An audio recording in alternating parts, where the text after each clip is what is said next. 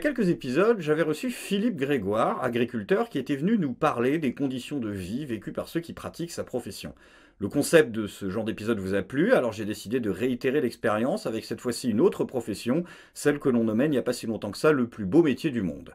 Monsieur Gilou est instituteur, même s'il le confesse lui-même, il n'est pas sûr d'avoir encore le courage de continuer à lutter longtemps contre des moulins à vent. Des violences morales aux violences physiques, du système aberrant de notation des élèves à l'ubuesque système de notation des professeurs, des instructions contradictoires du ministère aux incompréhensibles manuels de pédagogie, Monsieur Gilou balance tout. Et balancer est bien ici le terme qui s'impose, car il en avait gros sur le cœur. Il m'a confessé lui-même que cette interview lui avait fait beaucoup de bien, car il avait besoin de dire tout haut ce que des milliers de collègues à lui vivent tous les jours tout bas. Il nous livre son point de vue sur l'état actuel de l'école en France, de la façon dont les pouvoirs publics l'ont abandonné depuis maintenant bien trop longtemps. J'espère que cet épisode vous plaira. Si c'est le cas, n'hésitez pas à mettre un pouce en l'air et à le partager. Je vous invite aussi à découvrir en description de cette vidéo la chaîne de Monsieur Gilou, puisqu'il est maintenant sur YouTube. Et sur sa chaîne, il traite de sujets liés au monde antique, même si depuis maintenant un mois, il se risque lui aussi aux vidéos plus politiques sur le sujet de l'éducation nationale. Quant à moi, je vous dis à très vite pour un nouvel épisode. Ciao!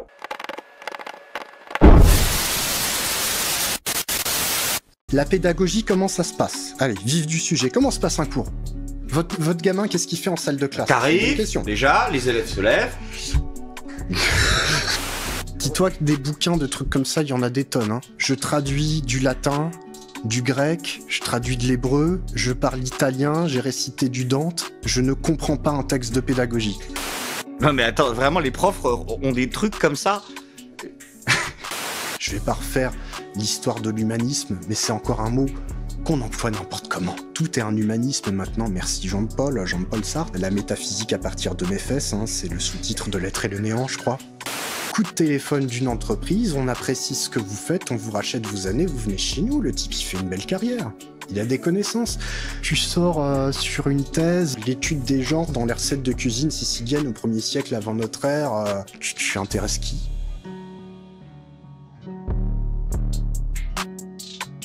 Bonjour tout le monde, nouvel épisode de Pas Content avec Tabibian. Aujourd'hui, on va parler du magnifique métier de professeur avec Monsieur Gilou. Bonjour Grégory. Comment tu vas ? Bah écoute, autant que faire se peut.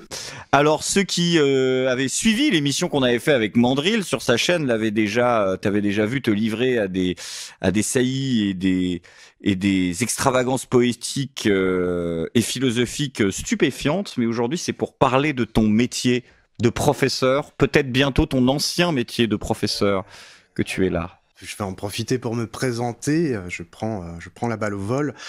Donc effectivement, je m'appelle Gilles, Monsieur Gilou sur les réseaux, et mes élèves m'appellent Monsieur Farfour, et je suis professeur dans le 80 ça le fait bien quand je dis 80 je suis professeur en Seine-Saint-Denis. D'accord. Astin, c'est ça ? Oui, Astin, alors je vais pas citer le collège dans le détail, mais de toute façon, ça se retrouvera très facilement. Je suis dans ce qu'on appelle un collège difficile, pour reprendre une expression médiatique consacrée, pour ne pas dire particulièrement difficile, vu la configuration de la zone. Et aujourd'hui, eh bien, je décide de parler. Je décide de parler parce que j'aime la transmission. Je pense que transmettre, qu'est-ce que c'est transmettre finalement? C'est affermir le cœur et l'esprit des hommes. Pour moi, transmettre, c'est ça. Et à l'heure actuelle, l'institution que je dois servir, eh bien, m'empêche d'agir correctement auprès des élèves. Ok. Tu sais que tu vas peut-être te faire quelques ennemis dans ton corps professionnel en venant ici. Alors, comme dans tous les milieux, il y a la majorité silencieuse et il y a des personnes qui ont des intérêts, effectivement. Les gens savent de façon générale ce que je pense dans mon milieu. Je ne suis pas vraiment là pour faire de la polémique, même si, quoi que je veuille, une description la plus naturelle possible de ce qui se passe dans les établissements scolaires donnera lieu à une polémique de toute manière. Je peux pas m'en cacher non plus, hein. C'est clair et net, mais je l'accepte, j'assume en fait. j'assume ce que je vais dire et je le dis pour aller vers le mieux. Je vais faire ni mon grognon. L'école d'un autre temps était meilleure, elle était meilleure sur certains points, ni mon progressiste, encore pour citer l'époque actuelle. Ce qui m'intéresse, c'est vraiment de trouver un juste milieu des choses, de trouver une excellence, et non pas un en même temps qui ne veut rien dire, le en même temps étant une parodie du juste milieu. Voilà. Et justement, si je dis que tu vas avoir des emmerdes, c'est parce que tout ça, ça a été même codifié par les réseaux sociaux avec un hashtag qui s'appelait pas de vague. Après la vidéo choc d'un élève braquant sa professeure, les témoignages s'accumulent sur les réseaux sociaux. Avec le hashtag pas de vague, des enseignants racontent les menaces et insultes qu'ils subissent. Surtout, le manque de soutien de leur hiérarchie, qui leur répond qu'ils prennent trop les choses à cœur, qu'ils ont peut-être mal entendu ou qu'ils sont trop dans le répressif. Beaucoup espèrent la fin de l'omerta dans l'éducation nationale. Pas de vague, c'est un hashtag qui est sorti sur Twitter. Je pense qu'il faut préciser que, si je ne dis pas de bêtises, 90% des tweets en France sont produits par 200 000 personnes. Je crois 200 000 comptes, en tout cas. D'accord. Ça, c'est quelque chose que je ne savais pas. Donc, Twitter, il faut y prêter attention. Ça dépend du sujet. Parfois beaucoup, parfois pas trop. Mais en tout cas, à ce niveau-là, je pense qu'il fallait prêter attention au hashtag pas de vague, qui doit être retrouvable, où on a énormément de professeurs qui parlaient d'anecdotes de vie, et particulièrement de violence. Ce qui dominait, c'était la violence. Et au début, je pensais faire un point strictement sur la violence, les types de violence qu'on a à l'école, et je me suis rendu compte que j'allais parler de la violence tout le temps, en fait, malheureusement. Le pas de vague concernait sur les réseaux sociaux, particulièrement les profs qui te parlent de l'impossibilité de faire cours, de gamins violents, de problèmes avec les parents d'élèves, l'administration, etc. Mais c'était beaucoup des profs qui parlaient. Je pense que bien des proviseurs, bien des CPE, qu'on appelait surveillants-chefs autrefois, des surveillants, assistantes sociales, dans mon collège il y en a une, on se voyait très souvent d'ailleurs, enfin, tous les gens, les auxiliaires aussi, dont on parle peu, plein de gens auraient pu faire leur hashtag pas de vague. Et je me suis demandé, mais pourquoi en fait ?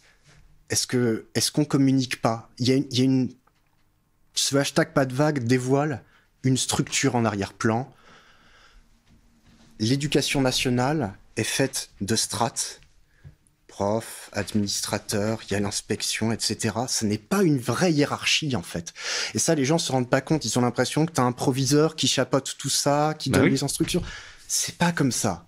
Moi, je suis un prof, j'ai un supérieur hiérarchique, j'ai un administrateur qui est mon proviseur. Sur le plan pédagogique, j'ai un inspecteur.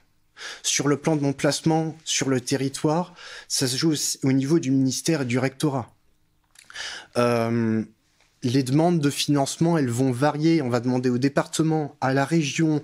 On va demander, en fait, tout. C'est une mosaïque. C'est une mosaïque en établissement. C'est une espèce de mélange de couches qui soit ne se rencontrent pas, soit lorsqu'elles se rencontrent font des abrasions et ça finit en pas de vague. Et la réalité, c'est que t'as plein de gens qui pleurent derrière leur bureau. Enfin, les proviseurs, ils s'en prennent souvent plein la tronche et il y a beaucoup de cas de figure où c'est à juste titre. Je vais pas forcément être tendre avec tout le monde, mais ils pleurent aussi dans leur bureau, les CPE aussi. C'est assez compliqué. Je veux pas parler juste en tant que prof qui parle pour sa petite personne, sa petite tambouille. Tu vois ce que je veux dire ? Voilà.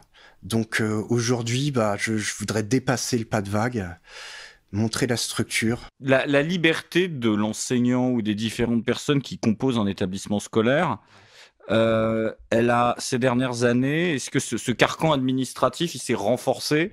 Est-ce qu'il y avait plus d'autonomie du professeur, indépendamment du respect de son autorité il y a quelques années, ou est-ce qu'il y a de moins en moins de liberté dans l'enseignement, dans la façon de gérer la violence, dans la façon de gérer les conflits, dans la façon d'aborder les problématiques sociales ? Est-ce que tout ça, ça a changé ? Est-ce que vous êtes plus libre, moins libre ? Parce qu'on pourrait penser qu'un État qui abandonne laisse les gens faire un peu ce qu'ils veulent, ou alors est-ce qu'au contraire, comme dans tout bon système autoritaire qui s'effondre, les directives sont encore plus dures ? en fait? Il y a plusieurs choses que tu soulèves. Le problème de l'autorité, de la violence, ce qu'on appelle aujourd'hui gestion de classe. J'ai horreur de cette expression, c'est l'expression qu'on emploie. Qui l'a imposé? C'est au ministère où tu as des gens qui produisent de la pédagogie et à tort et à travers, ce qui leur permet surtout de se faire une place et qui t'emploient des expressions de ce type-là. Tout ce qui est autorité, punition, sanction, je suis surtout sanction, c'est-à-dire ça c'est ce qui est lourd, tu vois, je suis extrêmement dépendant de la tête de mon établissement. Le directeur. Le directeur. Tout ce qui est pédagogie, normalement... Sur le papier, on est pris en tenaille par les réformes pédagogiques qui sont aberrantes. Mais l'avantage de ce système qui est un peu en roue libre où les mécanismes se touchent pas trop, c'est qu'en réalité, beaucoup de professeurs prennent plein de liberté dans leur salle de classe pour éviter ça. Parce que la réalité, c'est que t'as un inspecteur pour... je sais pas combien, quoi. Moi, j'ai des collègues qui n'ont pas vu d'inspecteur depuis 10 ans. Donc, dans un système vertueux, c'est pas une bonne chose. Dans un système vicieux comme le nôtre, c'est peut-être pas plus mal. Ces vidéos qu'on a vues qui tournent, etc., c'est de l'exceptionnel ou c'est du quotidien ou c'est entre les deux? Comment dire? Tout dépend de ton établissement scolaire. Dans la magnifique ville de Stein, par exemple. Dans la magnifique ville de Stein, comme tu dis... Bah, on est d'accord qu'il n'y a pas beaucoup de vidéos de Louis le Grand qui ont circulé avec le hashtag pas de vague. C'est sûr. C'est sûr. Dans ce qu'on appelle les lycées difficiles. Il y a une autre forme de violence à Louis le Grand, mais chez nous, effectivement, on a eu des situations... une collègue qui a pris un pain dans la gueule, si je puis m'exprimer ainsi, je le fais exprès, ça surprend les gens, mais là, je l'ai fait exprès pour que ça marque un peu. Restez là. Restez là. Yacine, vous êtes à l'école. Et ne me touchez pas, Yacine. Wesh! Il l'a envoyé par terre. Wesh! Effectivement, t'as des bastons qui peuvent être assez fortes. Entre élèves. Oui. Oui. Oui, il y a des gamins, on a déjà retrouvé des jeunes sous l'escalier dans des états piteux, envoyés à l'hôpital. L'avantage, c'est que ça demande l'intervention des forces de l'ordre et qu'à partir de ce moment-là, les agresseurs se font virer à coup sûr. Pourquoi à coup sûr? Le dirlo, il voit quelqu'un qui passe à tabac quelqu'un dans l'escalier, il le vire. Alors, il voit... Oula, il y a trop de temps. Oula. Non. Alors, le vire. On va remettre les choses dans le contexte. Est-ce que tu veux savoir comment les procédures se font? Oui. De manière à ce qu'on comprenne Je sais ce pas, qui se on a 2 passe. heures ou Oui. Alors, violence. La violence dans les collèges, la réponse à la violence. C'est ce qui marque les gens, c'est ce qui touche les gens. On va le faire là. Je vais être très très clair. Moi, je suis dans un établissement là aujourd'hui où pendant longtemps, et de manière récurrente, les sanctions n'étaient pas prononcées. Il y a différentes formes de sanctions dans un établissement. La plus connue, c'est l'exclusion, n'est-ce pas? C'est celle qui marque le plus les gens, ça n'est pas la seule. En réalité, pour l'avancement de carrière du principal, multiplier les sanctions, augmenter les chiffres, est une mauvaise chose, c'est un frein. C'est-à-dire que si le mec vire des gens, Mmh. il avance moins professionnellement? Oui. Mais c'est codifié à quel niveau, ça? C'est un système de points? Ou alors c'est le zèle administratif, il va avoir des emmerdes? Oui, on est à ce niveau de structure dans un groupe qui se rétrécit, où les gens se connaissent très bien. Ouais. D'accord? Il y a ça aussi. Moi, je suis antiquisant, je connais, je sais pas combien d'antiquisants dans le pays, c'est normal, antiquisant, c'est prof de latin grec. Mais là, c'est la même chose. Ce sont des gens qui se connaissent. Le proviseur, quand il arrive dans un établissement, il a une feuille avec des objectifs. D'accord? Dans ces objectifs, il n'est pas écrit noir sur blanc, qu'on ne me fasse pas dire ce que je n'ai pas dit, il n'est absolument pas écrit noir sur blanc qu'il faut diminuer le nombre de sanctions. Attention, hein. Il y a cependant, avec les objectifs, il y a des indicateurs. Parmi les indicateurs, on a des statistiques sur la violence dans l'établissement, notamment sur les sanctions qui sont prononcées. Mmh. Ok? Et cela est évidemment pris en compte à un moment ou à un autre, sachant que de toute manière, une sanction qui est inscrite au dossier du gamin, au bout d'un an, dans la majorité des cas, est enlevé du dossier, quoique les faits pour lesquels il a été sanctionné demeurent, voire sont enlevés à la demande. Donc, comment ça se passe en temps normal ?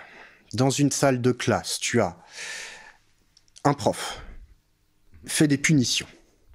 Punition, rappel à l'ordre, on se fait un sermon, le mot dans le carnet de correspondance, tu te souviens du fameux carnet de correspondance ? L'heure de colle. Voilà, qui sont censés être signés les carnets, donc quand tu as des parents qui ne sont pas lettrés en langue française, ça devient compliqué.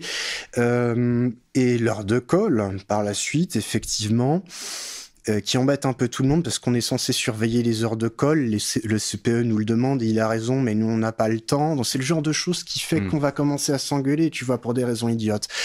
L'exclusion de la classe, je le dis aux jeunes qui sont formés dans les, je sais pas comment ça s'appelle maintenant, les IUFM, il y a USP, NSP, je crois que c'est toujours ça IUFM, change d'acronyme par, non, ça a changé, ça change d'acronyme par gouvernement. Je le dis, exclure un élève de classe ne fait pas partie des sanctions. Je le dis parce qu'une sanction, normalement, est prononcée par le chef d'établissement et qu'elle a une portée légale. Donc, elle est soumise au principe du contradictoire. Les gens peuvent faire appel. On dit aux jeunes profs, non, vous pouvez pas exclure, sauf en cas de violence. Aux jeunes proviseurs, tu veux dire ? Aux jeunes professeurs. Ah oui, d'accord. Le proviseur, il sait ce qu'il fait, t'inquiète pas. Aux jeunes professeurs, on leur dit ça. Ça n'est pas vrai. Vous pouvez exclure des élèves dès lors qu'ils empêchent le fonctionnement du cours. C'est faisable. Je leur dis, je t'assure, ils ont. On l'a toujours fait, dehors. Voilà, machin, dehors. Dehors. Attends. Stylo. Rapport sur le gamin. Timothée a fait ça. On coche les cases. Voulez-vous un rendez-vous avec les parents, etc. Le millième rendez-vous pour lequel les parents ne sont pas venus. Et le CPE qui est la véritable secrétaire des familles qui se moquent, soit qui se moquent de l'avenir des gamins, soit qui les élève comme ça. Ce qui se passe au bout d'un moment, c'est qu'il y a sanction. Normalement, on est censé avoir des mesures disciplinaires. Dès lors que l'enfant commet une violence, quand je parle de violence, ça peut être une violence physique, ça peut aussi être une violence verbale contre le prof. Ça arrive pas souvent. Et dans le hashtag pas de vague, il y en a beaucoup, ça arrivait pas souvent. Tu peux insulter ton prof, tu peux lui menacer. J'ai vu une collègue enceinte dans un lycée pro, t'as un môme qui l'a accroché, qui voulait lui mettre un poing dans la figure, enceinte. Tout ce qu'avait trouvé à dire le principal en question, c'était qu'elle venait fréquemment en retard au lieu de la soutenir. Parce qu'en fait, elle était sur plusieurs établissements. Donc, dans le Nord, tu conduis. J'ai bossé dans le Nord avant d'être en Seine-Saint-Denis. J'ai fait tous les secteurs les plus pauvres. Bon. Mesures disciplinaires, qu'est-ce que c'est ? Le conseil de discipline. Bon. Dans un conseil de discipline, tu as le principal, l'adjoint. Tu as 5 membres du conseil d'administration des profs. C'est un conseil du conseil d'administration, pardon. C'est un conseil qui représente, j'ai dit les profs, qui représente les champs dans l'établissement, dans lesquels tu peux avoir des enseignants, tu peux avoir des surveillants, tu peux avoir plein de gens, et ça, c'est pas plus mal. C'est vaste. Tu as un gestionnaire de l'établissement, tu as 2 représentants d'élèves, des délégués, tu as 3 représentants des parents d'élèves, tu as, on en reparlera des parents d'élèves, et tu as et des témoins qui passent. Personne dans le coin n'a une formation judiciaire ou légale, je sais pas comment on dit, tu vois, sérieuse. Personne n'a de formation à tel point que moi-même, je sais pas comment on doit dire les mots du droit. On fait passer des gens pour témoigner, l'élève doit se défendre. Dans certains cas de figure, il a été reçu par le principal dans son bureau pour l'aider à se défendre contre les méchants profs. Ouais. Qu'est-ce que tu veux que je te dise ? Parce que le principal ne veut pas qu'il soit viré, parce que du coup, il perd des points, sa carrière, voilà. C'est ça, on est dans une situation de diviser pour mieux régner. Dans le cas de figure miraculeux où une sanction est prise, alors attention, il y en a 5. Il y a 1, rappel à l'ordre. Ça va aller. 2, le blâme. Un gosse de 14 ans peut avoir un blâme. Voilà, merci. 3, mesure de responsabilisation. Tu vas nettoyer les couloirs et autres. Ça, je trouve ça bien. C'est bien, mais il faut l'encadrer, le gamin. Ça m'est arrivé. Ouais, faut l'encadrer, mais du coup, ça se fait jamais. Enfin, exclusion de la salle de classe. Mais sur plusieurs jours. Donc là, ça devient une sanction. Exclusion de l'établissement, jusqu'à 8 jours. Et enfin, exclusion définitive, sachant que l'élève peut faire appel, sachant que l'appel se fait dans l'opacité de l'administration, c'est-à-dire qu'on peut avoir la grâce du principal, littéralement. Pardon ? Mais elle est encadrée, cette grâce. Recours gracieux du principal, Mais encadré. elle est encadrée, cette grâce. Mais le cadre, c'est le principal. Non, mais non, le cadre, c'est l'état de droit. Non. Si à un moment, tu passes à tabac, tu mets un coup de poing dans la tête d'une femme enceinte, qu'elle soit prof, qu'elle soit pas prof, qu'elle soit dans un lycée, pas dans un lycée, je veux dire, au bout d'un moment, ça relève absolument pas. Encore une fois, le prof, le principal n'est pas juriste. Il n'a pas le droit. Il n'est pas président de la République. Il gracie pas des gens. Il peut. Il peut gracier. Il y a un cas de figure à ce niveau-là qui va l'empêcher de le faire, c'est quand la personne dépose plainte. D'accord. Et les parents, beaucoup de gens déposent plainte aujourd'hui. Il n'y a plus que ça à faire. Je dis pas que je les encourage, mais je comprends qu'ils estiment qu'il n'y ait plus que ça à faire. Donc effectivement, tu vois, on est dans cette situation. Et en plus, alors, ils nous ont rajouté autre chose. Il y a en amont, pour éviter la survenue du conseil de discipline, il y a en amont la commission pédagogique qui a été mise en place. Le nom, déjà. C'est pas mal, hein. C'est Najat, ça, non? Ah, les noms, je sais plus. Ça sent vraiment le socialisme, ça. Ça sent les réformateurs pédagogiques qui sont en place d'un ministère à l'autre. Commission pédagogique, on se réunit tous autour du gamin, on est plein parce que c'est plus possible, il fait n'importe quoi, il y a les parents qui sont là, donc ça c'est une bonne chose. Intervention. Ouais, c'est ça. Sauf que dans une bonne majorité des cas, ça fait longtemps qu'on tire la sonnette d'alarme, que les parents font rien, le gamin, il comprend pas ce qui lui arrive, c'est pas bon, j'ai presque de la peine pour lui, presque. Et des fois, je me dis que cette commission pédagogique devrait être remplacée par un rendez-vous avec les parents dans le bureau du principal pour dire, regardez, ça c'est une copie de votre gamin. Ça c'est une copie d'une personne illettrée, est-ce que vous faites la différence, oui ou non? Est-ce que depuis le temps que les instits vous parlent de prendre rendez-vous chez l'orthophoniste, vous l'avez fait du oui ou non? Nous, on a les appels des instits, on a enquêté, parce qu'il faut enquêter quand un gamin se fait exclure. Hein. On transmet pas les dossiers comme ça. Vous soyez juriste et enquêteur. Le CPE, téléphone. Il fait que tout ça. pour 1 500 € par mois. Il fait que ça. C'est un truc de dingue. Donc tu imagines, je pourrais en rajouter, je vais m'arrêter là, mais tout ça pour dire que tu as une complexification qui est exceptionnelle sous fond de pensée politique, de fanatisme. Alors moi j'emploie le terme de fanatisme pour la politique et la religion, je le dis ouvertement. Sur fond de pensée politique, mais qui ferait passer Michel Foucault pour le père spirituel de Mussolini. C'est effroyable. C'est effroyable, quoi. Je suis désolé. Nous, les profs, pour certaines associations, on est quasiment... on est à la droite de la droite, enfin... Attends, il y a des associations qui pensent que le prof moyen français est d'extrême droite. Mais c'est qui ces gens? Non, mais... Je les croise régulièrement. Ah oui, d'accord. Des fois, ils viennent au conseil de discipline. C'est quoi? C'est qu'à ce moment-là, les cadres sont des antifas. Enfin, je veux dire, c'est plus possible. Tu disais, il y a un truc qui m'a étonné, c'est que tu disais, là, il y a 2 secondes, mais l'enfant comprend même pas ce qui lui arrive. Alors que, excuse-moi, mais tu viens quand même d'exciser ta camarade de classe. Et à un moment, si tu pourrais... Et en fait, ça, on en avait discuté parce qu'on a déjeuné ensemble tout à l'heure. Tu disais, en fait, aujourd'hui, il y a vraiment un certain nombre de repères de l'enfant qu'on sautait. Absolument. Où il ne comprend plus la différence entre un lieu privé et un lieu public, il ne comprend plus les démarcations entre le moment où tu es dans la rue, le moment où tu rentres dans une salle de classe, le moment où tu rentres dans un restaurant, le moment où, en fait, je sais pas comment tu pourrais nommer ça, les conventions, les normes sociales. Oui. Alors, est-ce que déjà c'est à l'école de les donner? Est-ce que ça fait partie de vos missions? Et qu'est-ce que tu pourras nous dire là-dessus? C'est quoi l'enfant qu'on forme? Pas du point de vue scolaire, du point de vue des connaissances, ça on en parlera, mais de l'adaptabilité à notre société. Très bonne réflexion. On prend l'enfant dans un établissement scolaire en chemin. D'où on part? Ce sont pas les enfants de la République, c'était une formulation très malheureuse, ce sont les enfants de leurs parents, de leur famille, qui parfois font ce qu'ils peuvent, qui la famille a changé beaucoup aussi. On a beaucoup de familles monoparentales, on a des gens qui se lèvent très tôt, qui vont faire les ménages, ça va être très compliqué. Bref, d'où on part exactement et qu'est-ce qu'on peut faire avec? L'enfant, pour reformuler, oui, ce que tu dis, qui est tout à fait juste, l'enfant manque de repères. Manque de repères à un point où la notion de règle, la notion de limite ne lui vient pas.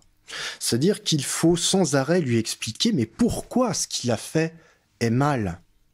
Des gamins qui vont faire une partie de cartes dans le fond de ma classe, je te laisse imaginer comment je réagis, je vais me mettre en colère bien sûr, mais invariablement, surtout les petits, je vais devoir leur expliquer pourquoi ça ne va pas. Moi, la première fois, ça m'a surpris. J'ai dit, mais est-ce que vous comprenez? Ils me regardaient, les petits, comme de ronds de flanc, et là, faut parler, faut communiquer, là, faut être avec un peu de chance, ils vont comprendre. Allez, on va garder ça entre nous. Bon, c'est le début, mais effectivement, l'apprentissage de la règle n'est pas là. Ça conditionne tout un rapport aux espaces, tout un rapport aux adultes. C'est-à-dire que l'enfant qui rentre dans la cour d'école n'a malheureusement pas quitté la rue. Si les adultes n'ont pas imposé un cadre de règles et donc une liberté à l'intérieur de ces règles, eh bien, il y aura un cadre de toute manière. L'anarchie totale au sens étymologique du terme, ça n'existe pas. Tout le monde le sait. Même les gens qui se réclament, c'est pas du tout mon cas, mais les gens qui se réclament des mouvements dits anarchiques le disent eux-mêmes. Ils ont une certaine forme de régulation. L'enfant dans la cour est soumis en fait à cette structure qui s'établit entre eux et où c'est le plus fort, souvent le plus pervers, qui domine, malheureusement. Il doit se plier à cela, il y a des meneurs, il y a des suiveurs et surtout, il n'y a pas d'intimité pour les enfants. Intimité physique, intimité psychologique. Qu'est-ce que tu veux dire par là? Parce que ça m'a pas l'air nouveau comme phénomène. Ça veut dire... Enfin, il y a la question de la surcharge aussi des établissements, parce que toi, tu me disais que t'étais dans un collège. Il y a 200 élèves en trop. Voilà. En trop, ça veut dire qu'il y a une capacité de... 550. Et vous êtes 750. On est à plus de 750. On ouvre régulièrement. On demande toujours d'ouvrir. Il y a des coups de pression systématiques. Bizarrement, pas dans les autres établissements qui, eux, sont classés REP, ce qu'on appelait les ZEP autrefois. Ah, c'est REP éducation maintenant prioritaire. Oui, REP, ça va mieux, n'est-ce pas? C'est plus zone, c'est région.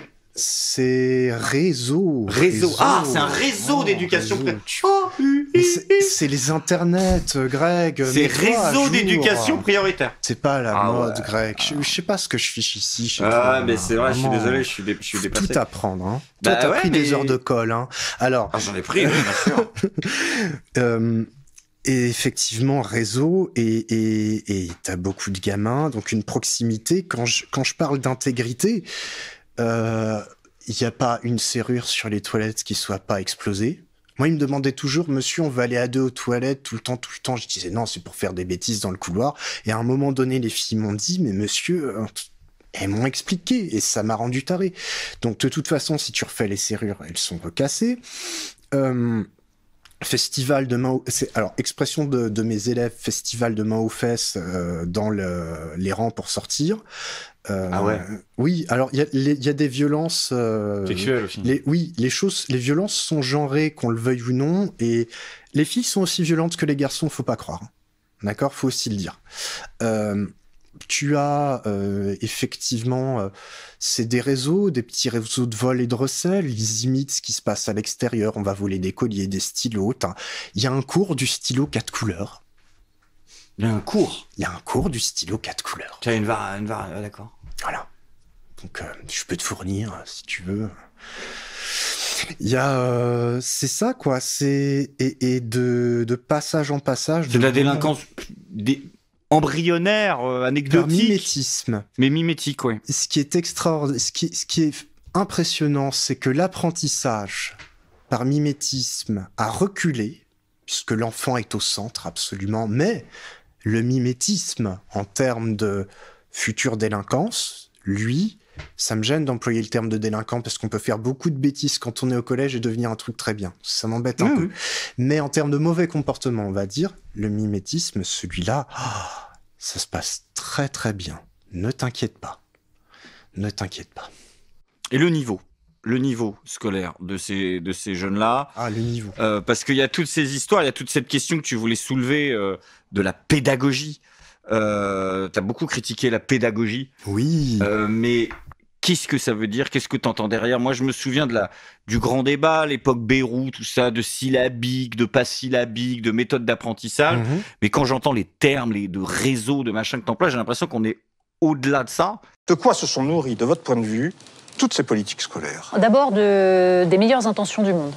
Dans la mesure où je pense que l'enfer est pavé de bonnes intentions, et ce qui a préparé la possibilité pour, on va dire, les tenants d'une pensée utilitariste, la possibilité de petit à petit aller vers cette autonomie des établissements, c'était d'abord l'idée d'une autonomie pédagogique portée par certains qui estimaient que la façon dont on enseignait auparavant était trop rigide, ne tenait pas compte de la personnalité des élèves, de leur épanouissement, et c'est pour ça que je pense que c'est ce qui a préparer les gestionnaires, ce sont les tenants des pédagogies constructivistes. Et la meilleure preuve, vous le disiez de Nicolin, c'est que tout cela était en germe dans la loi d'orientation sur l'école de 1989, celle de Lionel Jospin. C'est-à-dire qu'on avait l'idée que l'élève devait être au centre du système et non plus la transmission du savoir. On avait cette idée qu'il fallait organiser la liberté d'expression au sein des établissements qui ne devaient plus être des sanctuaires mais qui devaient être ouverts sur la vie.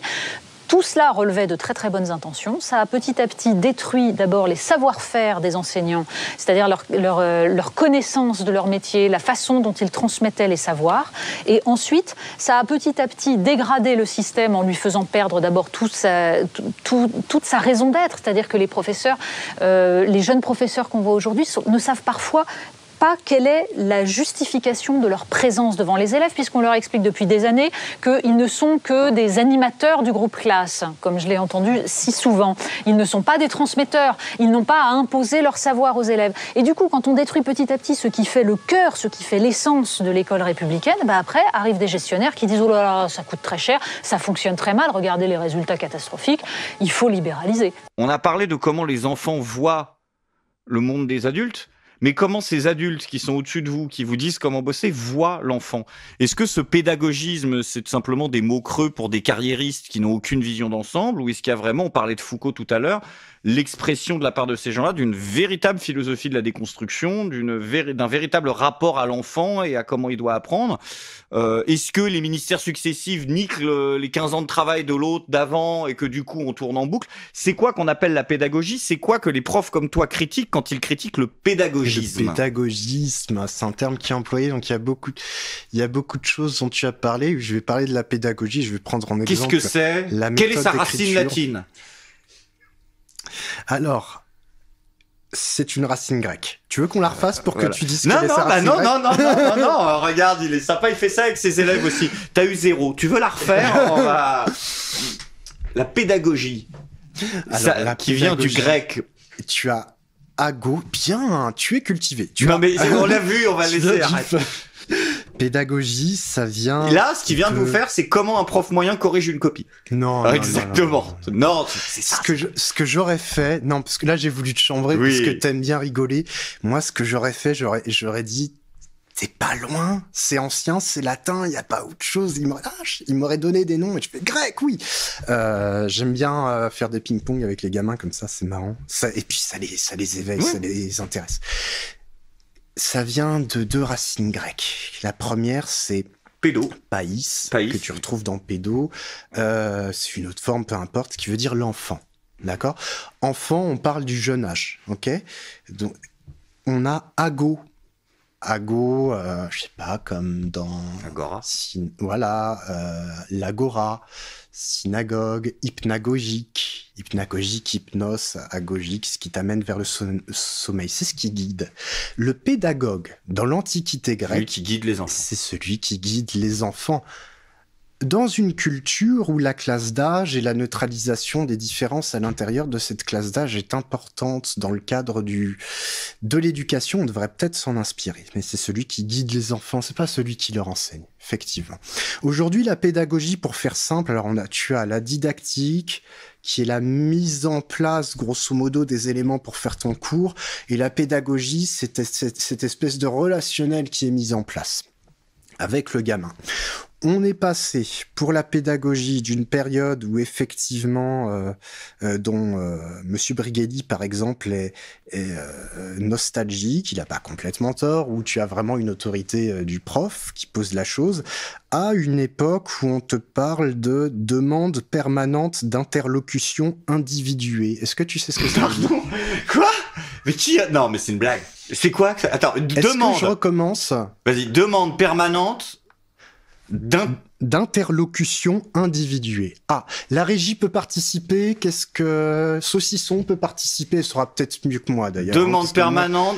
Si vous pouvez m'aider. Recherche dans les commentaires. du compromis. Ah, il y a une recherche de quelque chose, ça c'est sûr. Hein. Ça, il y a toujours une recherche de quelque chose. Individué, donc prendre chaque enfant dans sa spécificité. On va partir sur quelque chose. Ah, on commence.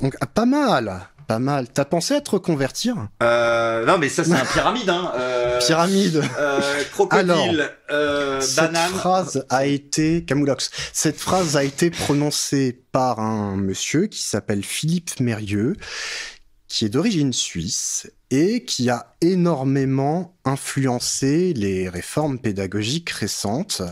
Françaises Françaises malheureusement, puisque les Suisses n'en ont pas voulu. Et il nous a sorti, après avoir mis les pieds enfin dans une salle de classe au bout de 20 ans, devant les caméras, hein, faut pas déconner, s'est rendu compte que le prof devait courir à droite à gauche pour un oui, pour un non. Et au lieu de dire que les gamins étaient en demande tout le temps personnelle, il nous a sorti cette formule, demande permanente d'interlocution individuelle. Ça veut dire qu'ils demandent de l'attention. Voilà. La vache. Alors, la pédagogie. Je suis désolé, là, je me suis un peu... C'est simplement pour mettre le contexte. Ah non, là, je vois très bien, ouais. Dis-toi que des bouquins de trucs comme ça, il y en a des tonnes. Hein. Je dis... je traduis du latin, du grec, je traduis de l'hébreu, je parle anglais, je parle italien, j'ai récité du Dante, je ne comprends pas un texte de pédagogie. Non mais attends, vraiment, les profs ont des trucs comme ça. Quand c'est pas à nous de les écrire. Alors là, c'est très drôle. Il y a un site qui s'appelle le Mérieux-tron. Je le dis. Ouais, je mettrai le lien. MEIRIEU tron. Ça te fait des phrases automatiques comme ça, c'est incroyable. Et je te jure qu'on s'y perd. Je te jure que tu pourrais t'amuser pour que les gens comprennent ce qu'on vit. La pédagogie, comment ça se passe? Allez, vif du sujet. Comment se passe un cours? Votre gamin, qu'est-ce qu'il fait en salle de classe? T'arrives, déjà, les élèves se lèvent. Je suis né au début des années 80. Ensuite, la Marseillaise. C'est beau. C'est beau, monsieur Tabibian, mais ça n'existe pas. Alors, ben voyons. Histoire que je sois catalogué tout de suite, bien sûr, parce que je critique la liberté ou je ne sais quoi. Tes élèves, déjà, dans le couloir, ils n'ont pas compris que quand tu rentres, faut rentrer, c'est ça? Voilà, que déjà, tu te tais, et puis tu rentres tranquillement, tu passes le seuil. Il faut un bon moment pour que ça se calme. Il y a même un sondage qui a été fait, je sais plus si c'est Ipsos, un sondage dans les pays de l'OCDE qui demandait aux élèves, c'est pas aux vieux profs réac, hein, il demandait aux élèves s'il y avait du bruit dans leur classe et si le bruit empêchait le commencement du cours. On est le deuxième pays des États de l'OCDE, non, ou le troisième dans lesquels les élèves se plaignent le plus du bruit en début de classe. D'accord. Et je crois qu'il y a que le Brésil qui doit faire pire ou je sais plus quoi, enfin bref. Ton cours, comment il se passe? Ouais. Ton cours, par où commencer? Il faut toujours faire ce qu'on appelle une problématique. Le mot problématique est entièrement vidé de son sens à l'heure actuelle. Hein. Une problématique, c'est soit une bonne dissertation, soit le début d'une thèse qui fait 4 ans. D'accord. Normalement, c'est ça. Aujourd'hui, tout est problématique. Non, toi, ça te pose un problème. C'est pas la même chose. Donc, on est censé poser une belle question, la mettre en place dans les 5 premières minutes du cours, en collaboration avec les gamins, bien évidemment. Hein. Et l'enfant, si tu veux, est perçu comme un enfant Champollion.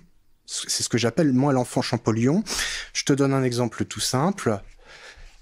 Un exemple de cours de grammaire, un autre de littérature. Cours de grammaire. Je veux, à la fin de mon cours, qu'ils aient la conjugaison de l'imparfait, je sais pas, moi, du verbe être, et qu'il ait à apprendre. Oh mon Dieu, à apprendre par cœur, tu te rends compte. Comment tu ferais, toi? Tu leur dis, pour la semaine prochaine, il y a une dictée, il faut connaître ça. Tu leur dis, faut connaître ça. Ça, tu leur donnes comment? Tu leur apprends. Tu leur dis, voilà, tu prends ton Becherel, tu regardes le verbe être, et puis tu regardes, et puis t'apprends. Alors déjà, le mot Becherel est en trop dans ta phrase. Pourquoi? Ça existe encore, le Becherel? Il paraît, ouais. J'en ai un chez moi, mais eux, je pense pas. Au CDI, il y en a un, certainement. Et ça doit être le bouquin le plus propre du CDI, je pense. Il y a le Bled qui est excellent. Hein, le Bled, on n'en parle pas assez, il est excellentissime. Tous les parents qui cherchent des exercices, vous regardez dans le Bled, il y a tout. Comment ça se passe? Mais non, bien sûr que non, puisque l'enfant doit construire son savoir. Hein? Il doit même établir ses propres outils pour pouvoir construire leur savoir. Tout ça, c'est dans les trucs de pédagogie qu'on vous envoie. Voilà. Établir, construire ses outils pour établir son savoir. C'est ça. Il construit sa règle, sa calculette, son compas. C'est l'idée, ces outils intellectuels. Si vous voyez le mot outil qui est très présent dans la bouche de certains énergumènes à la radio, à la télé ou ailleurs, il y a une arnaque. C'est vraiment un signal. Je vous le dis tout de suite. Les gens capables d'établir leurs outils, normalement, ça se fait en thèse ou en recherche. Quand tu es au stade supérieur où tu comprends ce qu'est une grille de lecture et comment on peut la modifier.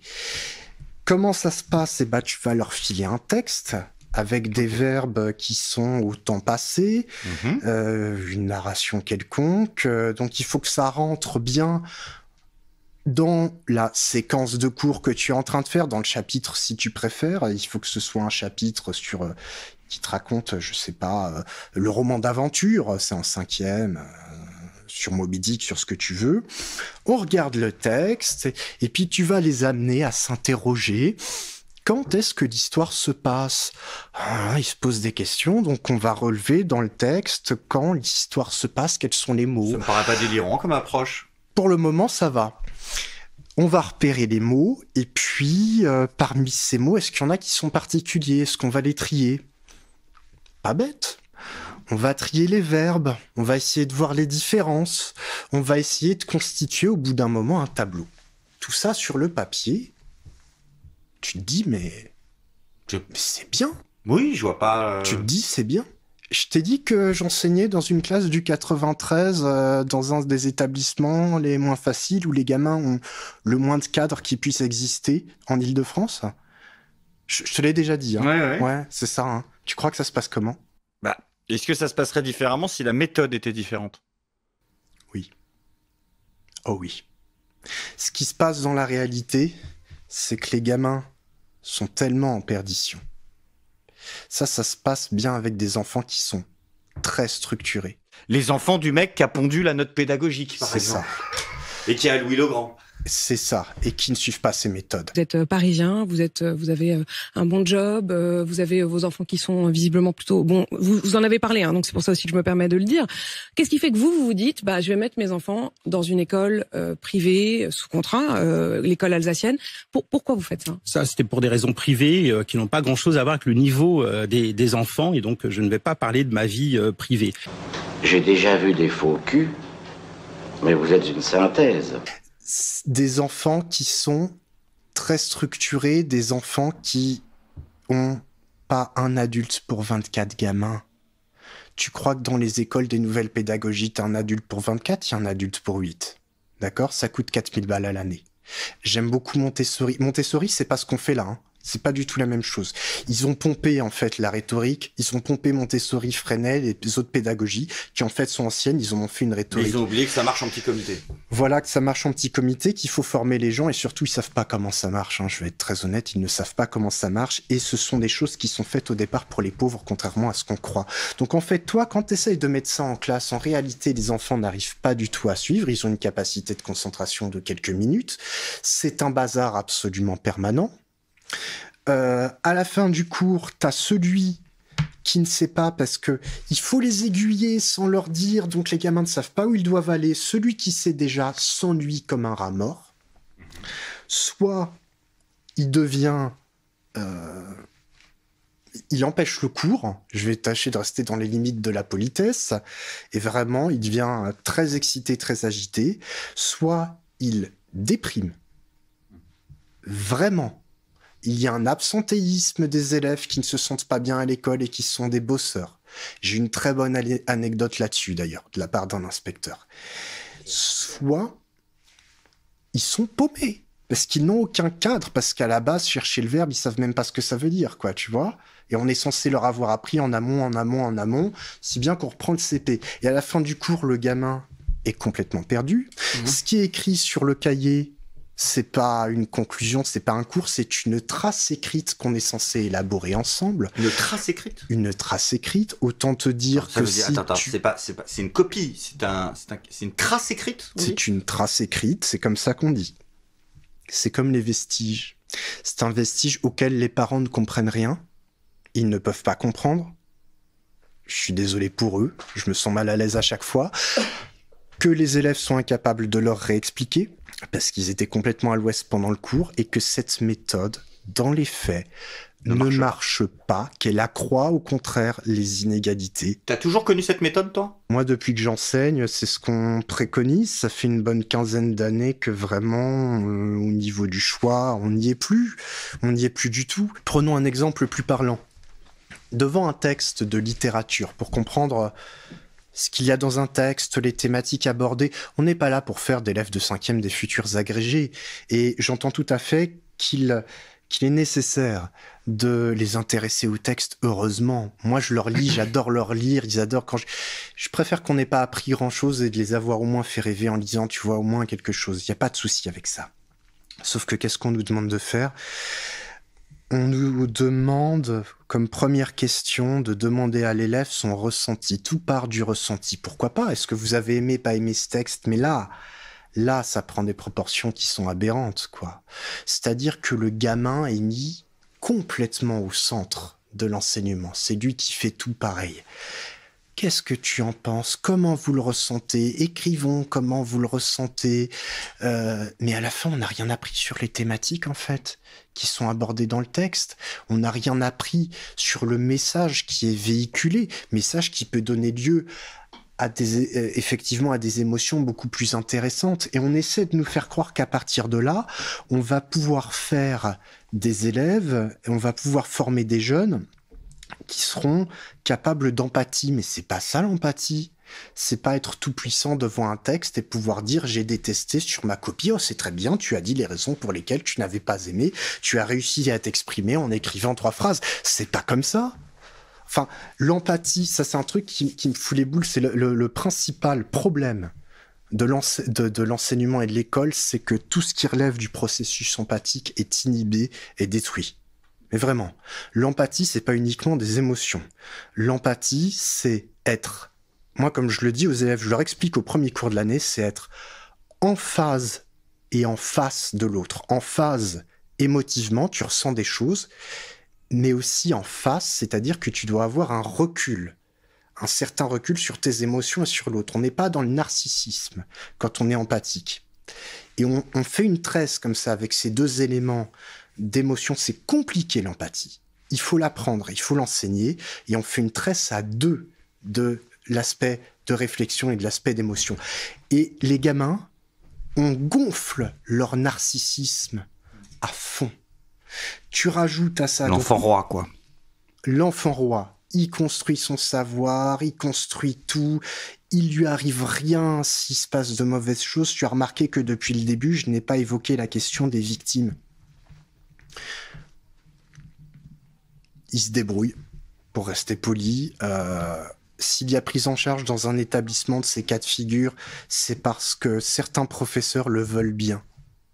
J'en ai fait partie, quand j'étais pas encore en arrêt maladie. Des autres professeurs, de là où je suis, j'ai dit que je parlerais pas des collègues, mais ça je peux le dire, qui faisaient ça, ils partent ou ils sont partis. Ils n'en peuvent plus. Tu vois, tu travailles dans le vide. C'est-à-dire qu'il y a une extinction des rapports humains. Tout le monde parle d'humanisme. Je vais pas refaire l'histoire de l'humanisme, mais c'est encore un mot qu'on emploie n'importe comment. Et j'en peux plus, quoi. J'en peux plus. Les pédagogistes dessus, tout est un humanisme maintenant. Merci Jean-Paul Sartre. La métaphysique à partir de mes fesses, hein, c'est le sous-titre de L'être et le néant, je crois.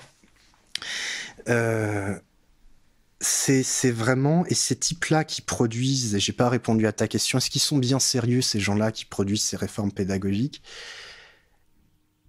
Il y en a qui savent ce qu'ils font, il y en a qui sont réellement bêtes. Ils ont produit une nouvelle, leur petite bourgeoisie, je crois. En France, c'est comme ça que ça marche. Je suis mauvais en politique. Mais j'ai l'impression que si tu veux t'en sortir, surtout après des lettres, parce que tu sors de l'école normale supérieure en mathématiques. Mais normalement, tu as 8 ans. Hein. Quand tu as fait une grande école, tu dois 8 ans de fonctionnariat. Hein. Sauf si tu les rachètes. Mais tu fais une bonne thèse, t'es normalien, mathématicien. Coup de téléphone d'une entreprise, on apprécie ce que vous faites, on vous rachète vos années, vous venez chez nous. Le type, il fait une belle carrière. Il a des connaissances. Tu sors sur une thèse de l'étude... l'étude des genres dans les recettes de cuisine sicilienne au 1er siècle avant notre ère, ou je sais pas quoi. Tu intéresses qui? Il n'y a plus de place au parti, hein. Bah, bienvenue dans l'éducation nationale. Il y a plus de place en faculté. On ferme. Et ils sont pas contents qu'on ferme. Mais les gars, vous avez bossé pour que tout ça existe, hein, j'ai envie de leur dire. Les chefs de guerre, quand ils ont moyen de pas payer leurs chiens de guerre, ils les piquent. C'est ce qui se passe. Donc oui, bienvenue dans l'éducation, comme tu dis. Ou sinon, bah, t'as un minimum de réseau et puis tu crées un nouveau truc, tu crées une nouvelle pédagogie, t'as un nouveau truc qui est pondu tous les 4 matins. Je pourrais en parler sur l'aspect économique de la fameuse hétérogénéité, j'en parlerai peut-être plus tard. Ouais, j'en parlerai tout à l'heure, mais au stade où j'en suis, je m'étais dit que j'allais pas y aller à fond, mais je pense que c'est... Je suis grillé là, hein, on est... je suis près du soleil, entre Mercure et je suis près de Proxima du Centaure, je sais pas ce qu'il y a plus loin. Non, mais t'inquiète parce que tu te mets sur Internet bientôt. Je suis déjà dessus. Ouais, bah, on va te mettre une bonne base d'abo et on va t'aider à ta transition professionnelle. Quand tu fais ton année de stage... Le 3e, là alors, je parle de stage pour devenir professeur. Ah, ok. Que je considère comme un véritable bizutage. Je suis désolé, t'es parachuté à droite à gauche. À la fin de l'année, tu as une visite d'un inspecteur. Mmh. Alors ça se dit IAIPR. Inspection académique, inspecteur du professorat régional. Je crois. Ok. Oui, fais ça. Fais comme les élèves. Il m'interrogera pas. Exactement. C'est mieux que ça. Faites gaffe, faites pas ça. Il me dit comment, c'est le conseil que je donne à tous les nouveaux, il me demande de faire un point sur la classe que j'ai. Il se trouve que on m'a balancé parmi ce qu'il y a de pire dans le collège, je vais pas rentrer dans le détail, mais ça a été bien fait exprès par le principal de l'année d'avant qui s'est barré. Heureusement que la nouvelle principale était là pour me filer un bon coup de main.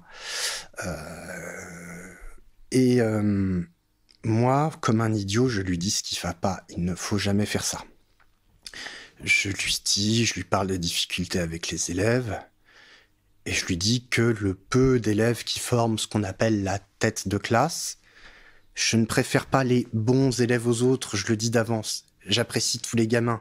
Et c'est vrai que t'en as qui s'ennuient un peu, qui ont envie de bosser quand même, quoi. Faut peut-être penser à eux. Et je lui dis, ils viennent plus. Parce qu'ils sont déprimés. Parce que c'est un sport de détruire le cours et c'est une violence, c'est la première violence. La maléducation, provoquer la maléducation. Et tu sais ce qu'il me répond ? Non. Il me dit, mais vous savez, les bons élèves n'ont pas besoin de professeurs. Sérieusement ? Inspecteur d'académie, auteur de manuels. Je vais rester dans les limites de... Je vais pas dire ce que je voudrais... Peut-être les bons élèves riches qui ont des profs particuliers, mais pas les autres. C'est plus qu'effarant. C'est-à-dire qu'il y a un abandon. Quand je te parle d'absence empathique, il y a un abandon. Il y a un abandon complet pour... Parlons méritocratie à 2 niveaux. Parlons méritocratie en termes de savoir-vivre et puis de notation. Oui, parce qu'à un moment, ces élèves à qui on a dit l'important c'est ton ressenti, l'important c'est de dire ce que tu penses, de construire ton savoir, il y a quand même un moment où il y a un coup près qui tombe, une deadline qui s'appelle le baccalauréat et le brevet des collèges. Donc à un moment, qu'est-ce qu'on fait à ce moment-là ? Alors, je vais revenir au baccalauréat. Non, mais ce que je veux dire, c'est qu'il faut un minimum de méritocratie si tu veux affronter des échéances qui sont les mêmes pour tout le monde. Elle est à la fois porteuse et structurante.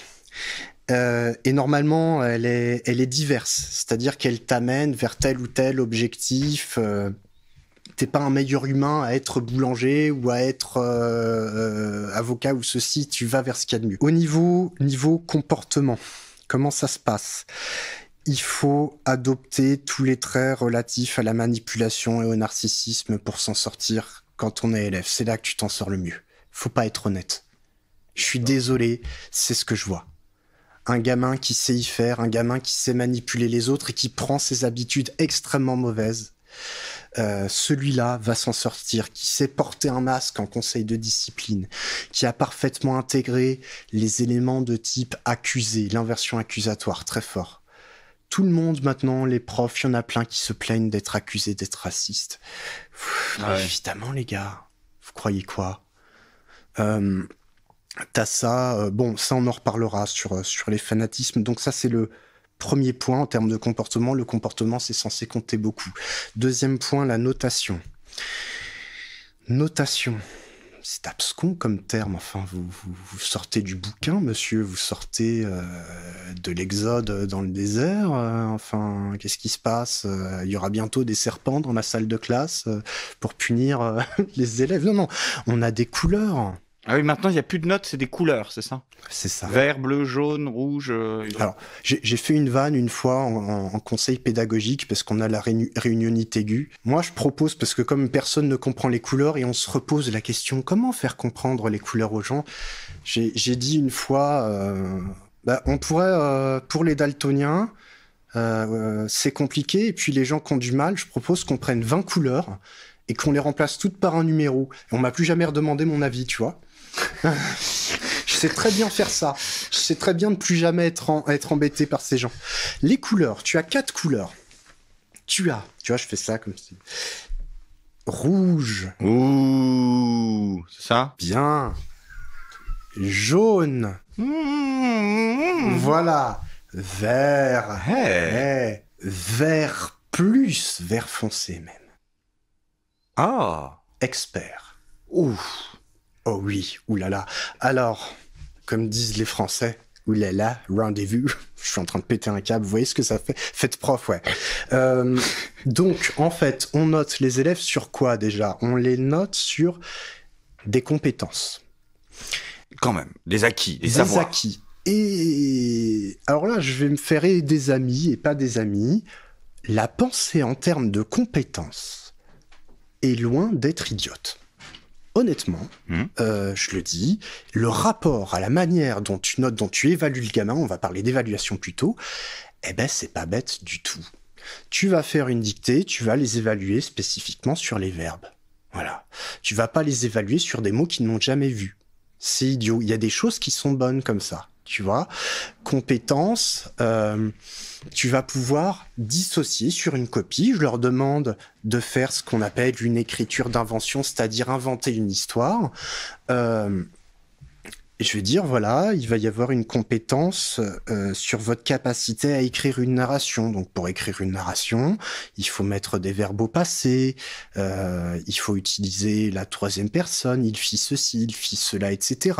Il y aura une compétence où vous reprendrez aussi les codes de ce qu'on a vu, le roman d'aventure. C'est intéressant de penser en compétences. Le problème, c'est qu'en termes d'évaluation, on nous a compliqué ça, mais à un degré. Mais pourtant, il y a 4 couleurs. Justement, il y a que 4 couleurs. Subdiviser en gros blocs, c'est très compliqué. Comment tu fais pour subdiviser en 4 couleurs? Je sais pas, moi.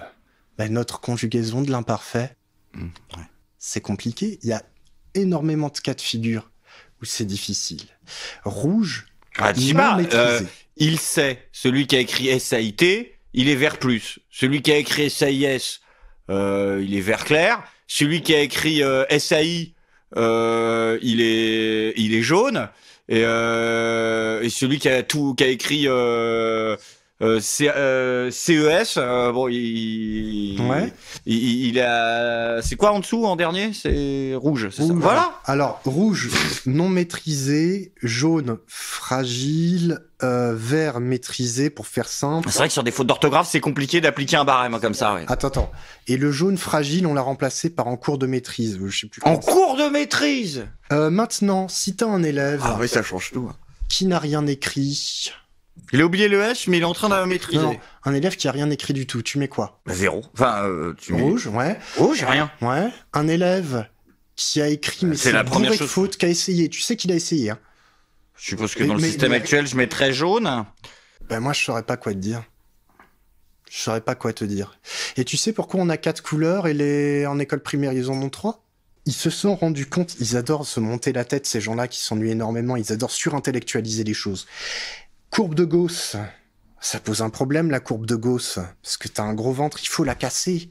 T'avais plein de gens qui avaient la couleur du milieu, on va mettre 4 couleurs, ça va casser la courbe de Gauss.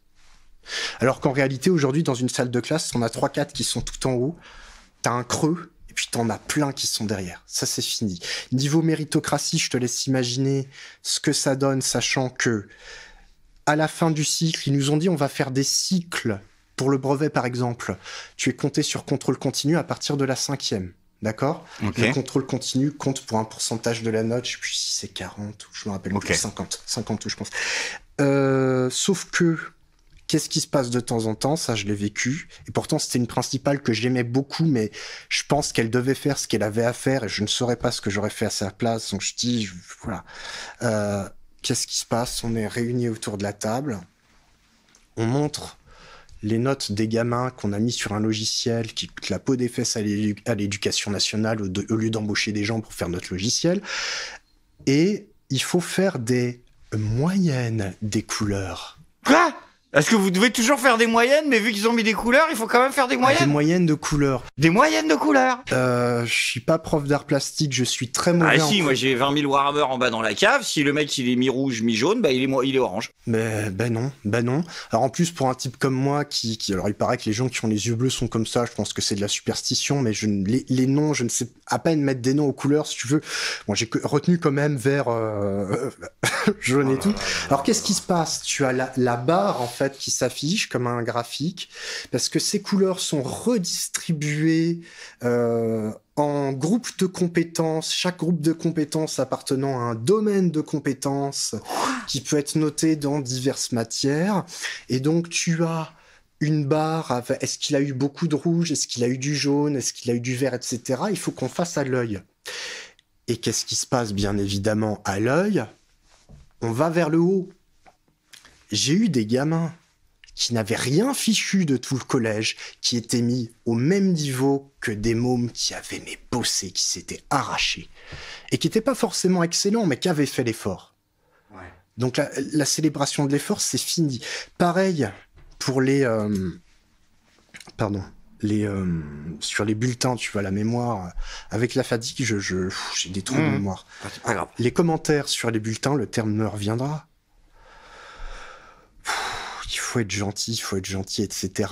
Il y a malheureusement des collègues qui jouent un peu dans le jeu, qui là aussi, je vais pas me faire que des amis, mais en classe de 3e, t'as certains collègues, c'est rare, mais qui viennent te voir en disant « Ah, c'est les miens, c'est ma classe, sois sympa avec eux, etc. » Je fais « Tu rigoles ou quoi ?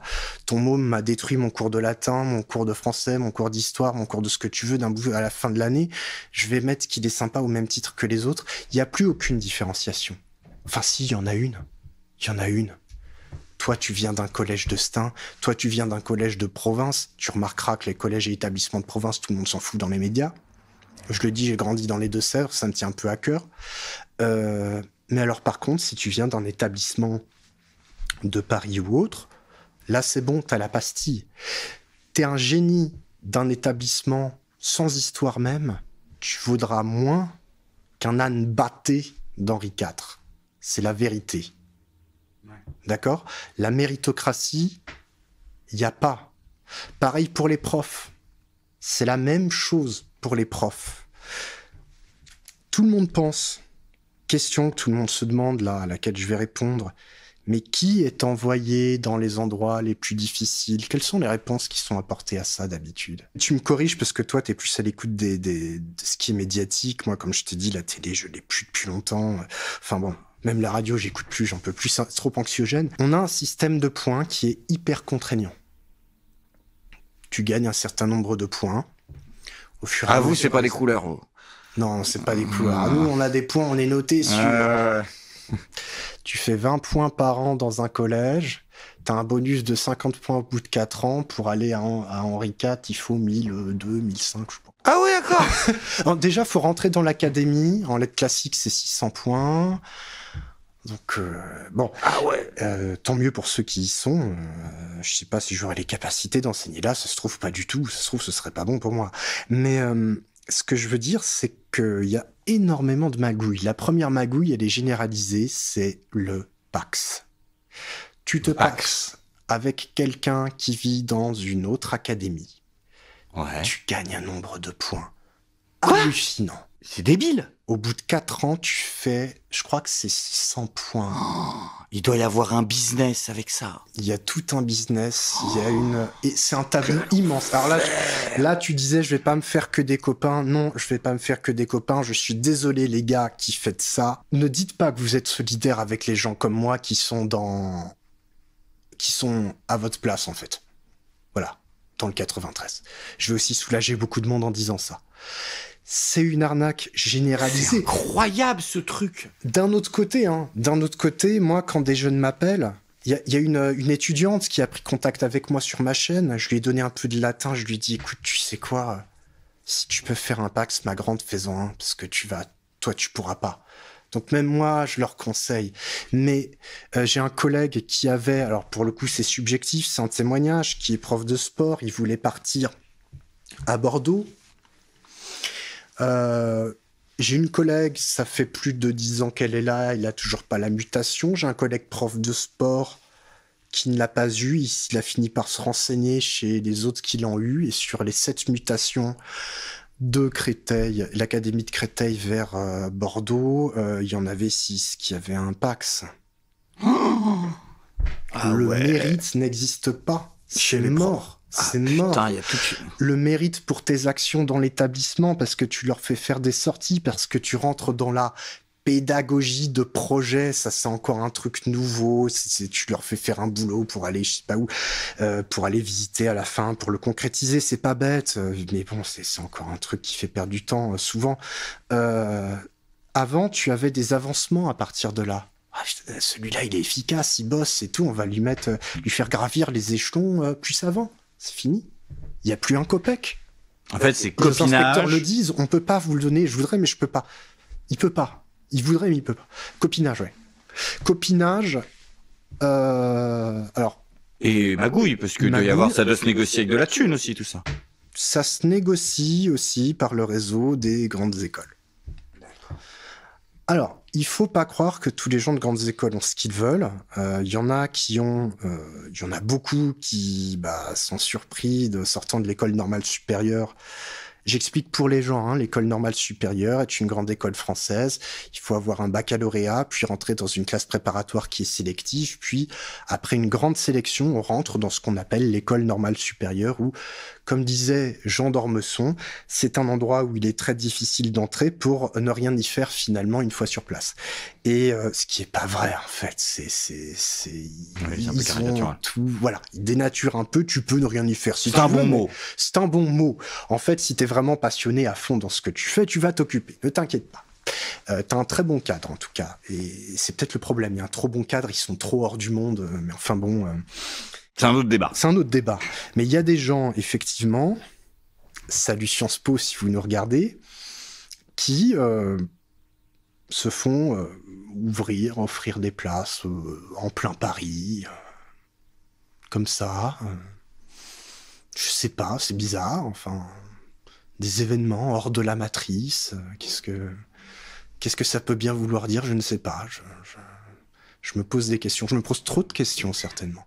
Non, tu donnes surtout des réponses aux gens qui nous écoutent. Mais il y a un moment où il faudra bien que ces élèves y passent le bac. Et là, je dis une connerie en disant que c'est toujours une note sur 20 au bac. Alors, le baccalauréat a été... C'est une note sur 20 maintenant, quand même encore. Oui, c'est noté, c'est pas en couleur. Si c'est ce que donc ils vont découvrir très tard, en fait, le principe de notation de leur examen. Très bien, c'est très con. J'ai de le faire, ça, très bien. Surtout au collège. C'est débile. Au collège. Parce que cette connerie de couleur, ça s'arrête quand? Cette ânerie généralisée, alors ça dépend, il y a des collèges qui ne l'ont pas adopté, il y en a qui ont adopté les deux, c'est un enfer, tu passes des temps à corriger, à mettre les notes, il y en a qui ont adopté de ça.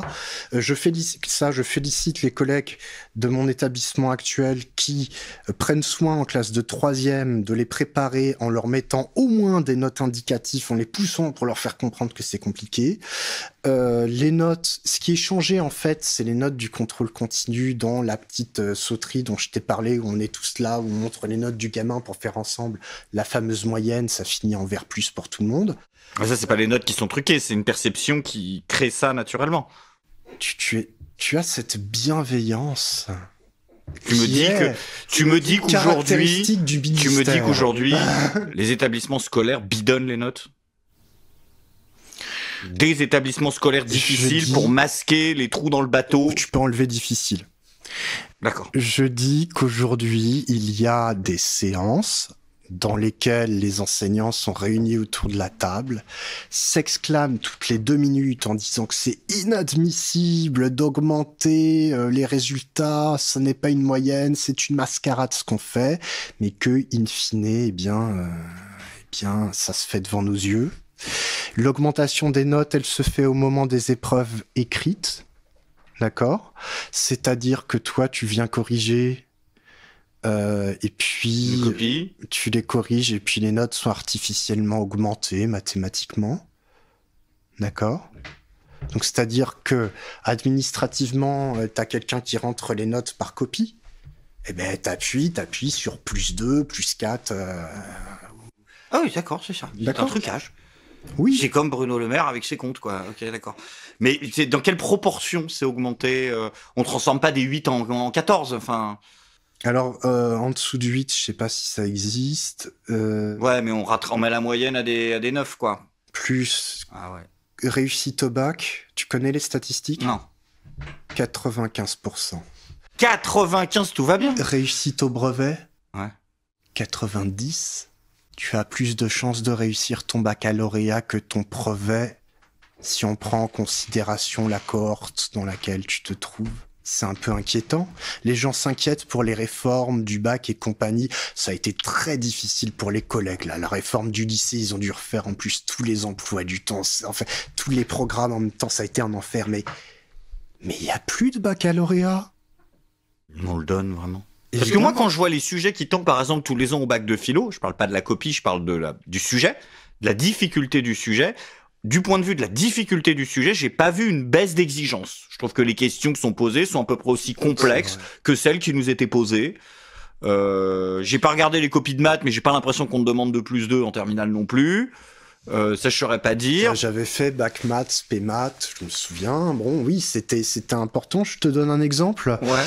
On va prendre une dissertation, je sais pas quel thème, le programme de terminale, moi je suis au collège, donc les programmes de lycée, je ne les connais pas particulièrement, mais on va te demander de faire une dissertation, je sais pas moi, sur Rousseau,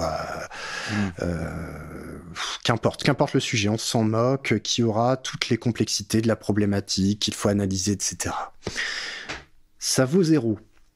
La copie que tu as devant les yeux, ça vaut 0, tu as de longs tunnels, tu n'as même pas de ponctuation, et les copies de brevet n'ont même pas de ponctuation, enfin c'est un désastre absolu, mais il a quand même exprimé certaines idées. Il sait que c'est pas Sandrine et que c'est Jean-Jacques.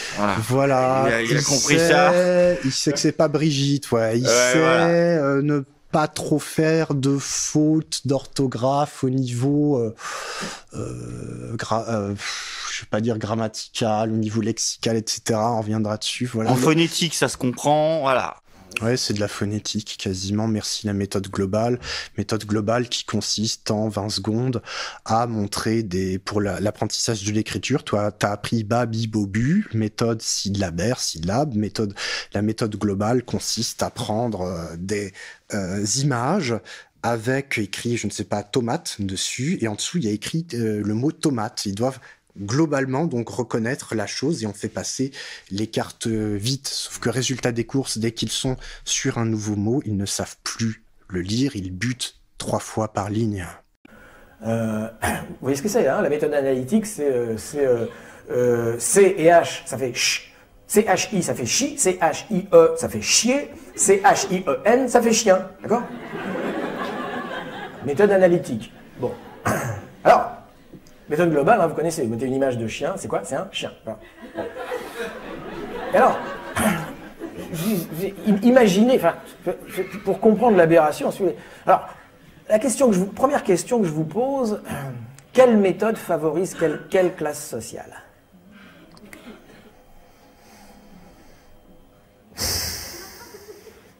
Mais nous ne sommes pas égaux devant le langage. Quand nous arrivons à l'école, à 5 ans, grosso modo, la vraie école, d'accord, 5-6 ans, nous n'arrivons déjà pas égaux devant le langage. Les riches et les pauvres... regarde, une riche est en train de promener son riche dans une poussette, d'accord? Bon.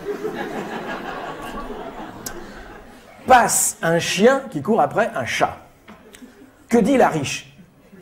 D'accord, elle fait « Oh, gentil beau, regardez, un golden retriever qui court après un Siawa Silk Point. Je crois même que c'est un Rex Cornish. Oh, c'est le même que celui de mamie Béatrix. »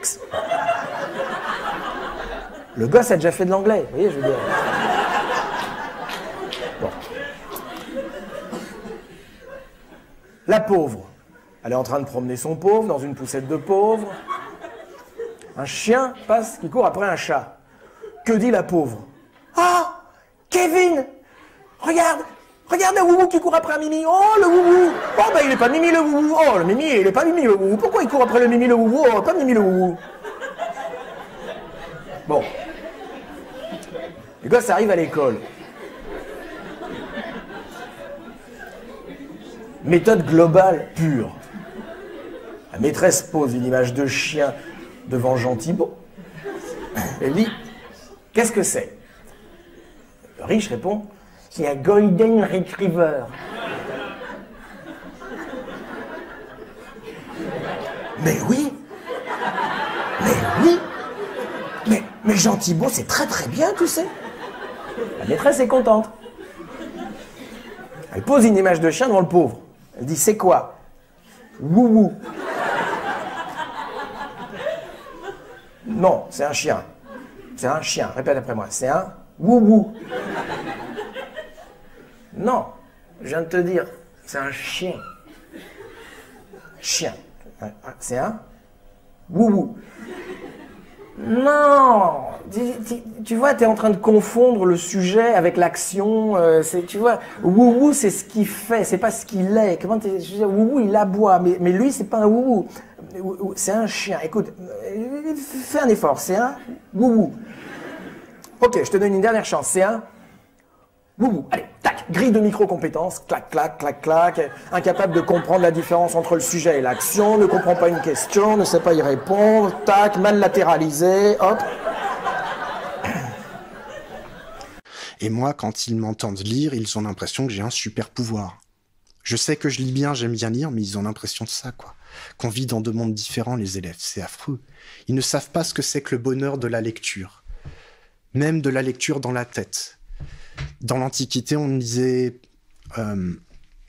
pas à voix haute. Ils en sont là. On lisait à voix haute, pardon. On lisait à voix haute, c'est Saint-Augustin qui était étonné. Étonné, voilà, de son collègue. Bon. Voilà. Tu dis, admettons, on a une copie, bon, ça vaudrait 0, mais au moins, il a essayé de parler de quelque chose, etc. Ben donc, tu vas lui trouver des points parce qu'il a essayé de parler de quelque chose. Et ce qui valait 0, on va faire un... c'est à cause du Nord, je dis, c'est une catastrophe. On va mettre un mode d'évaluation qui correspond bien à, j'allais dire la médiocrité, mais médiocrité, ça veut dire moyenne, hein, d'accord ? Qui correspond bien au creux, à ce qui est 20. Il a pu exprimer 2-3 trucs, allez boum, 4 points. Il a mis un grand 1, un grand 2, 4 points. Non, tu caricatures. Non. C'est-à-dire qu'il a pensé à mettre A, le titre, et à souligner. Il a mis son petit alinéa pour faire un joli effet de début de paragraphe. Ça peut valoir 4 points, ça ? Oui. Parce que la copie, elle est jolie ? Oui. Alors c'est sur 50. Ça, on peut le faire au début de la 3e pour les habituer à faire des bonnes rédactions. On dit, voilà, on les félicite, vous présentez bien. Moi, je le fais, mes collègues le font. Mais pas au bac. Bac, non, brevet, non. Alors, il y a une catégorie de gens dont on n'a pas parlé, et qui pourtant sont au cœur de ça. On a parlé des profs, on a parlé de l'administration, on a parlé des élèves, on n'a pas parlé des parents. Ces parents-là, très souvent sur les réseaux sociaux, on voit les profs, on revient au début de notre conversation, le hashtag pas de vague, qui se plaignent de voir des profs se faire expliquer par des parents que ce sont des sales cons et que leurs élèves ont tout compris, ou parfois d'autres accusations dont on a parlé, de racisme, de discrimination ou autre. Est-ce que c'est des cas minoritaires ? Est-ce que les parents, en général, ont compris qu'il y avait un problème avec cette éducation nationale ? Est-ce qu'ils ferment les yeux parce qu'ils veulent pas voir que leurs gosses vont à l'abattoir ? Est-ce que... Tout à l'heure, dans la discussion, tu as employé une expression qui m'a beaucoup marqué. Tu me demandais de quel côté ils sont, du côté de... C'est intéressant qu'on voit spontanément les choses sous cet angle-là. On en est au stade où dans l'éducation, les gens, que ce soit les parents, les professeurs ou autres, sont du côté d'eux. Les parents d'élèves sont, comme tout le monde, j'ai envie de te dire, tu as une majorité silencieuse qui essaye tant bien que mal de s'adapter à la situation. Les plus à plaindre étant ceux qui soit n'ont pas le temps, soit n'ont pas les connaissances nécessaires. Dont on parlait, qui ne parlent même pas français, donc ils peuvent pas intervenir. Ils peuvent pas, même ceux qui peuvent. Moi, j'ai des mamans en face de moi qui font 1h30 de route pour amener le gamin et au boulot. Enfin, c'est terrible. Tu as une démultiplication des familles monoparentales. Quand j'entends, je suis désolé, des très grandes bourgeoises dire que c'est merveilleux d'avoir un enfant toute seule, mais tu connais beaucoup de mères de famille isolées qui sont heureuses de leur situation, que ce soit économiquement ou en termes d'éducation. Moi, j'en connais peu. Je te le dis, j'en connais très peu. Donc, les parents d'élèves, il y a de tout. J'ai envie de te dire, malheureusement, on parle fréquemment de ceux qui peuvent faire du mal. Et je suis obligé de le dire. Je me suis autant retrouvé en face de gens qui étaient merveilleux, qui étaient avec nous, qui m'appelaient pour qu'avec eux, on se prenne rendez-vous, mais sainement. Et souvent, je me suis retrouvé avec des gens qui pouvaient être violents. C'est arrivé à beaucoup de professeurs, j'ai déjà été attendu dans la salle des profs par un bonhomme qui était rentré, je ne sais pas comment, qui a l'habitude d'en venir aux mains avec des gens et qui est posé devant toi parce que son gamin qui en fait fout en l'air l'entièreté du cours, tu l'engueules. Voilà, rien que parce que tu l'engueules, rien que pour ça. Et là, c'est animal. C'est comme avec certains élèves, ça devient animal. Il y a plus de cortex frontal, il y a un striatum et un système limbique. Enfin, comme en commentaire, expliquez ce que je viens de dire, ça fera de la référence. Et le bonhomme, tu te dis, le but, c'est ne pas se prendre un coup sur la tronche, sachant que moi, tu imagines bien que je m'en sors pas vraiment, hein, mais il faut être solide, donc il y a de tout. Et ce qui m'embête, je vais aller très vite sur ce coin-là, c'est que malheureusement, les parents d'élèves sont pris au dépourvu parce qu'ils ne savent pas comment le système fonctionne. Ils ne savent pas qu'on nous impose toute cette pédagogie, qu'il y a plein de choses qu'on ne veut pas faire. Ils ne savent pas que plein de gens voudront les utiliser, quel que soit le niveau de l'éducation nationale, voudront les mettre dans leur poche, politiquement ou pas. Et ça, c'est terrible pour eux. C'est terrible. Et surtout, je suis désolé, mais il y a malheureusement certains parents d'élèves qui font du mal à toutes les autres familles. Parce que c'est une question de famille, des gens qui se moquent de l'éducation de leurs gamins, voire qui éduquent leurs gamins dans le mauvais sens, des gens qui, en plus, expliquent que la moindre, ça c'est un dogme terrible, un élève est violent exclusivement parce que il a été victime de quelque chose au préalable. Exclusivement pour cela, et pour une deuxième raison qui est que le professeur n'a pas bien réalisé sa gestion de classe, c'est-à-dire qu'il a mis en place une situation amenant à la violence. Tout est dans l'inversion de la culpabilité, que ce soit envers les élèves, envers les profs, envers tout ce que tu veux, envers les victimes qu'il faut dégager de l'établissement. C'est une saignée, en fait. Moi, j'emploie ce terme aujourd'hui. Et surtout, c'est l'investissement politique de certains parents d'élèves, d'une certaine association, je suis désolé, elle se reconnaîtra tout de suite, mais moi j'en peux plus, et je suis pas le seul, qui, en conseil de discipline, mais savent tout mieux que tout le monde, font la moue, trouvent insupportable qu'à un moment donné, tu dises que cet élève, il faut, ne serait-ce que pour que les autres puissent vivre, il faut au moins le laisser quelques jours en dehors de l'établissement. Quelques jours qu'il fera, j'ai oublié de le dire tout à l'heure, par mesure préventive. Hein. C'est pas parce qu'un élève est sorti d'un établissement qu'il y a eu conseil de discipline, expulsion, qui sera effacé du dossier de toute manière. Quand un élève est sorti d'un établissement, parfois, c'est simplement une mesure préventive qui est faite, et hop, hop, hop, on fait comme s'il y avait eu sanction conseil de discipline. C'est une arnaque. D'accord. L'autre sujet, je remercie quand même les parents d'élèves qui sont là derrière nous parce que il y en a. Ça doit être sacrément dur. Et moi-même, j'ai pas forcément été un exemple avec eux. J'ai pu, voilà. On a des moments difficiles. J'ai fait partie de ces gens qui parfois ont complètement craqué, ont été absents longtemps. Et ça, c'est très dur pour leurs élèves et leurs enfants, je m'en veux énormément. Ça les aide pas, ça les sauve pas, mais voilà. T'as fait ce que t'as pu. Hein. Ouais. Tu parlais de tout justement cet amas de contraintes, de règles, etc., auxquelles vous n'êtes pas préparé, mais on vous laisse quand même le temps de vous préparer à ça. Là, on parle formation des professeurs. Quand il y a une directive du ministère, vous la recevez combien de semaines, combien de mois en avance pour le préparer? Pardon. Tu me laisses 24 heures pour aspirer, s'il te plaît.